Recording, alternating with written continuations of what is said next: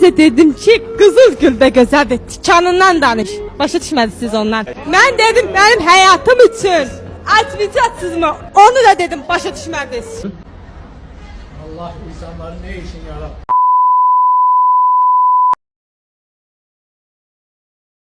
Məni eşidirsiniz? Eşidirəm. Qızın adı nədir? Günortaya xanımla gedir, günortadan sonra nə getdiyi yadımdan çıxır. Firuze Gülnare kıldı beni avare dil.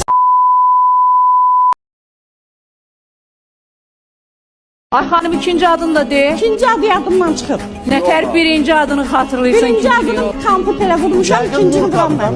Kompüterə vur görə ikinci adı nədir? Onu vursam da indi ajan Açsan, kompüterə çıxar. hər şey...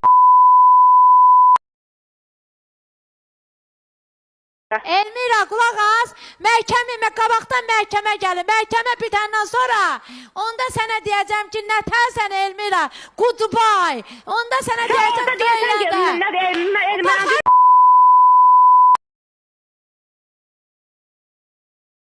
Vallahi yəni bax, mən, siz, anneciğim,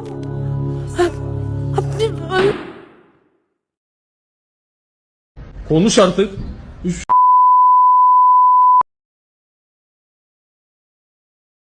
Ben o videoya göz yaşlarıyla bakmışım, bağırmak istiyorum.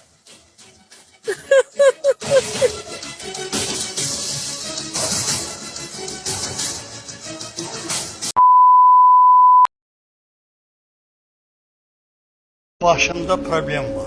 Ne kim problem? Sizi bak. Ağrılarım var. Anar doktor müalicə elədi, eləyənmədi. Də siqnalizasiya deyir, düz getmir. Sizi ne narahat ediyor? Bak gündəlik Bu aranın başında həyatınızda olan altında oluyor. Signal demək istəyir. Hə, signal demək istəyir. Başına gem çatmır deyir.